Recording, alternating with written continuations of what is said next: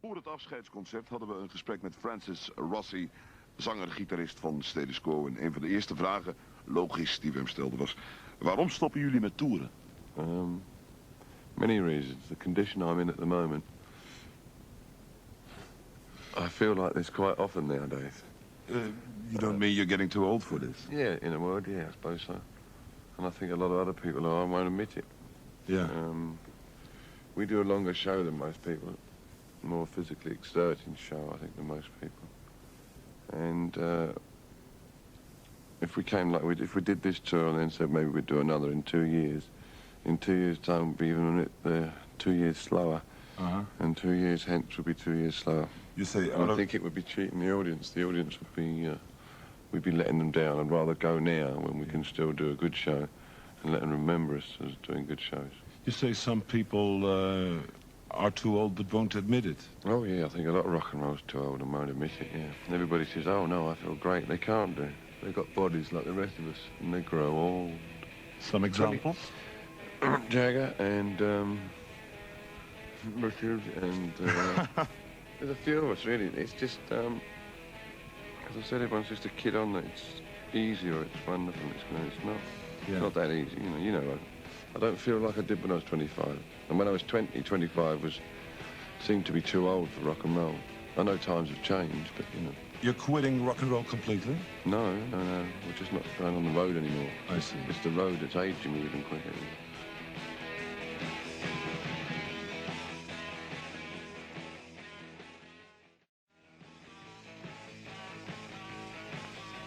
In the studio, Francis Rossi van Status Quo. I wonder, Francis, Status Quo, are you successful businessman?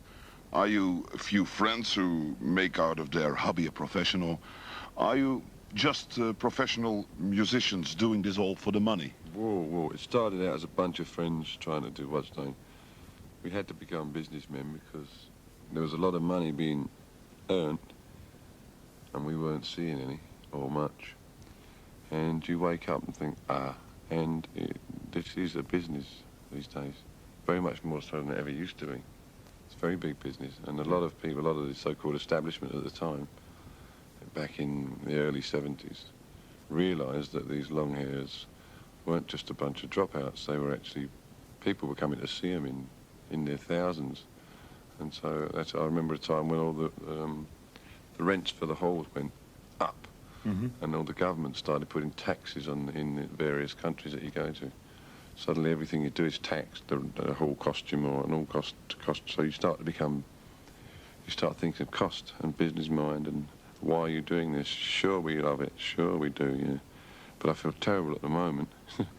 And if I wasn't being paid for the job, I don't think I'd be here, to be honest, like anybody else. There aren't many people who would get out of bed in the morning if it wasn't for money.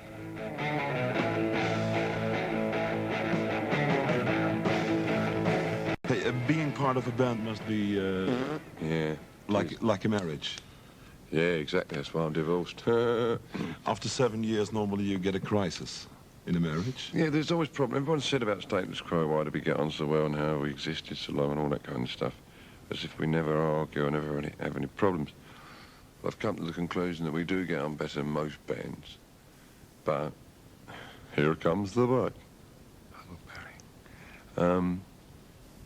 I was saying to Richard and Alan the other night, I agreed that we do get on very well. We have great fun together. We enjoy being together. As long as we don't talk about music or business. That's because we've been together so long. So you do, to a point, drift apart because you change. And what makes a band... Could you make it a bit clearer? No. As I said, we get on very well together as long as we don't talk about musical policy or what we're doing next or business, which is to do with... That's when we start to disagree, and we've always had arguments, there's always been arguments, but we usually get over them. So I've realised that we do get on better than most, much better than most bands.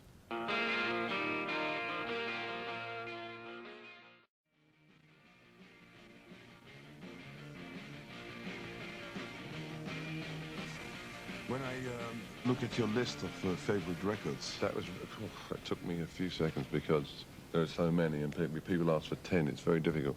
Yeah. I've done a few of those, so I just threw in a few of these, yeah. It's a variety from Human League to Dolly Parton. Dolly Parton's lovely. I'm not interested in her tits, only her voice. Most people look at her tits. I don't know why. There's not one She's got real... two. She's got two. I know. There's not one hard rock act in your top 10. Well, when I gave that out, I was having breakfast yesterday.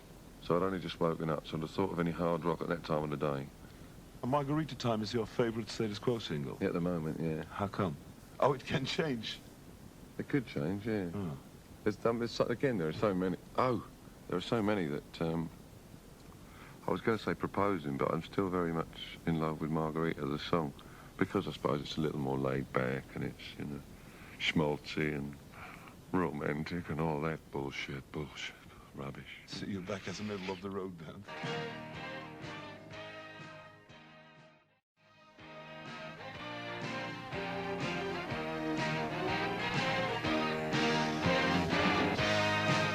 De favoriete song van Francis Rossi, Margarita Time. En dan was er natuurlijk gisteravond het feest voor 8000 Quo-fans in de IJsselhal in Zwolle.